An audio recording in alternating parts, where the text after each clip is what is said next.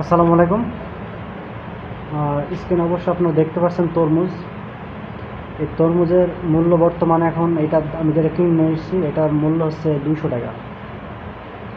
তো অনেকে দেখা যাচ্ছে এই যে এখন সিন্ডিকেটের সময় তরমুজের দামটা অনেক বেশি, তারপর দেখা যাচ্ছে জালে তরমুজ কি ভালোভাবে পাতা সেটা বা বোঝার কোনো সিস্টেম ছিল না। আমি যে ঠোকা মেরেছি এই ঠোকা মারার পর ফাটেনি, যদি অতিরিক্ত পাকা হতো তাহলে দেখা যাচ্ছে ফেটে যেত।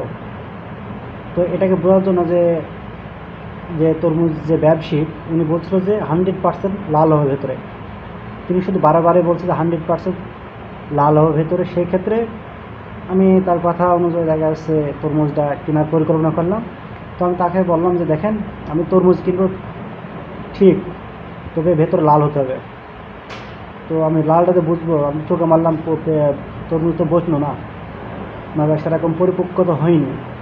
সেই ক্ষেত্রে তিনি বলছে না, কোনো সমস্যা নয়, যে 100% লাল হবে ভেতরে। একটা লাল আলা তরমুজ কেটে পাশে রেখেছে, মানে কাস্টমারকে কীভাবে মানে দেখা যাচ্ছে আপনার আকৃষ্ট করা যায়। তো এটাকে নিয়ে আমি 4টা তার তরমুজ কাটিয়েছি কীভাবে। এই যে আমি বললাম যদি সবুজ হয় ভেতর, যদি লাল হয় তাহলে আমি নেবো 1 চামচে, যদি না হয় তাহলে আপনাকে কাটতে হবে। তো এটা হচ্ছে একবারে মানে আজকে টাটকা, মানে টাটকা তরমুজ বলে যে আপনারা দেখছেন যে কী পরিমাণ লাল, তাই না? আসলে ভেজাল তো এই জায়গাটায়, কী পরিমাণে লাল, তো ভেজাল তো এই জায়গাটা। এই যে দেখছেন পুরো হাসা সেরকম সেভাবে লাল না ভেতরটা।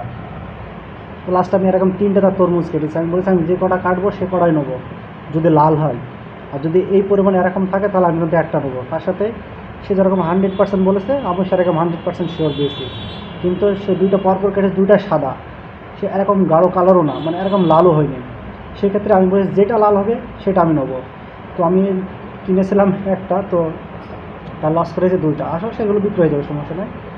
তো তরমুজ কেনার আগে অবশ্যই আপনারা ভালোভাবে তরমুজ দেখে নেবেন টাটকা কি বা মেডিসিন দেওয়া আছে কিনা বা জাগে কিনা। এটা কোনো জাগে দেওয়া না, এটা হচ্ছে মানে অরিজিনাল বলতে গেলে আজকে কাটা। এই যে আজকের এগুলো চালানি মাল, মানে অনেকে দেখা যাচ্ছে কেটে নিয়ে এসে জাগে দেয়, ওই সব মাল আপনার কখনো খাবেন না।